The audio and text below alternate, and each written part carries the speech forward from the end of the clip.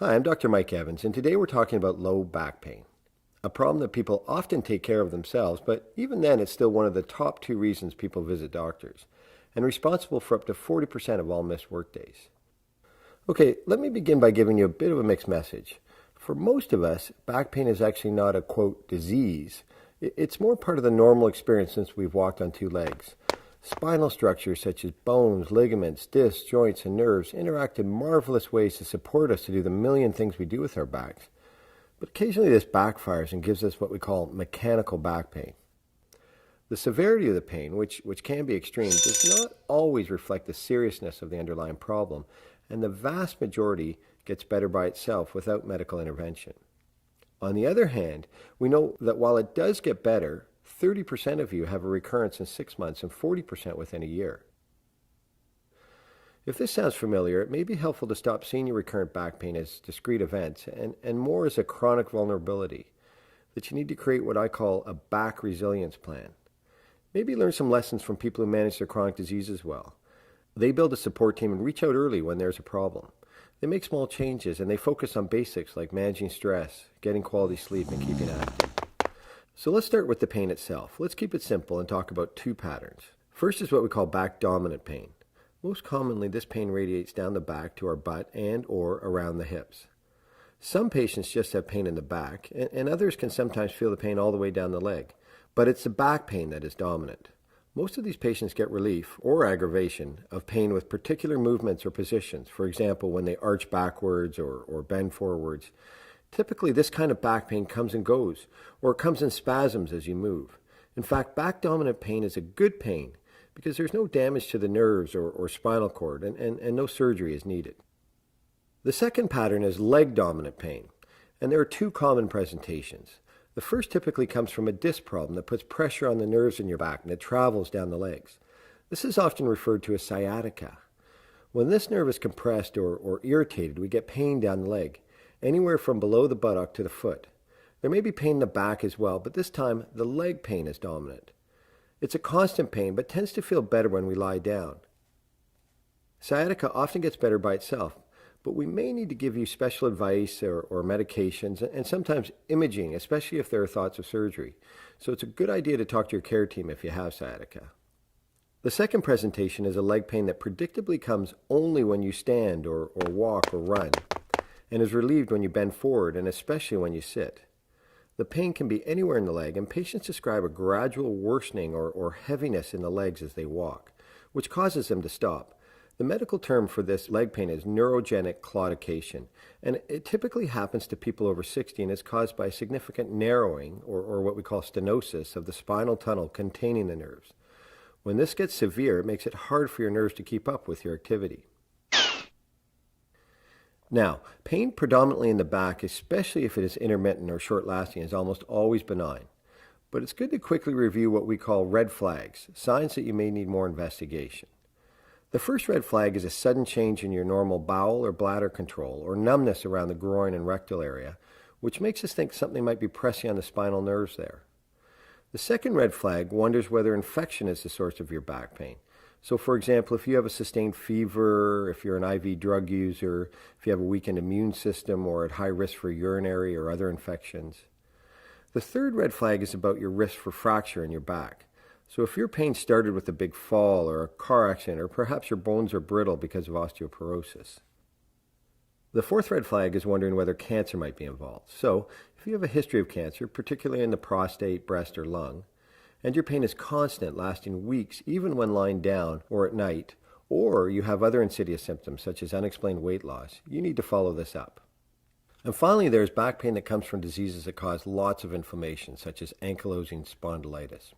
Now, this is rare, but when we look at people with chronic back pain, it can be seen in as many as 1 in 20. It tends to start when people are younger, say ages 15 to 35. They have night pain and lots of morning stiffness lasting over an hour, but this gets better with movement. After red flags, the next question we often get in clinic is, should I have an X-ray or a CT scan or an MRI? So if you have a red flag or are considering surgery for constant leg pain, imaging may be an excellent idea. But less than 5 in 100 patients will actually have a red flag. So does having an X-ray help for the other 95? The answer is no. Professor Richard Deo and his group calculated that only 1 in 2,500 back x-rays show an important finding. Okay, you say, so not too helpful, but what's the harm? Well, there's the radiation, there's wasted time and money, but it's more than that.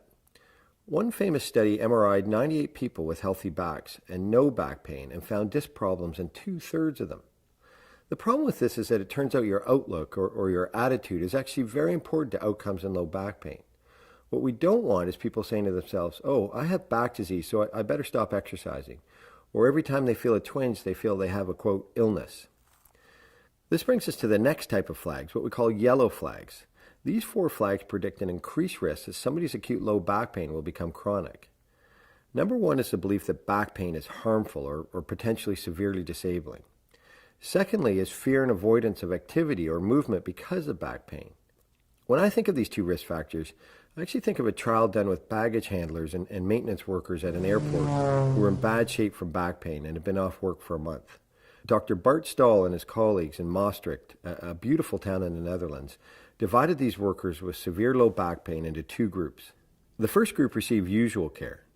The second group received the same, but were also slowly exposed to more and more activity and exercise, and were conditioned to understand that they could function normally despite the presence of some back pain with their activity. In other words, the investigators helped them overcome yellow flag number 1, the belief that all back pain is harmful, and that opened the door to overcome yellow flag number 2, reducing avoidance of activity. It was mind over matter. If the worker didn't mind some pain, the back pain actually didn't matter. The third yellow flag was a tendency towards low mood and isolation, which is so true of all chronic diseases. And the fourth yellow flag was a strong expectation that passive rather than active treatments will help, believing you just need to sit there and have therapists work on you rather than owning the fact that it's not just the therapists that need to do the work, you do too. So now you know what to watch for. Let's end with what works for back pain.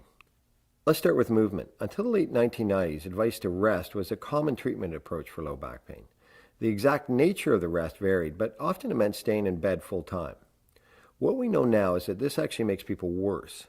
Sometimes people with back pain do have to rest, so for example with more severe sciatica, but people who don't move at all do worse. Motion is lotion, and over-the-counter medications can really help, and I think one of the key ways these work is to reduce pain so that you can keep moving.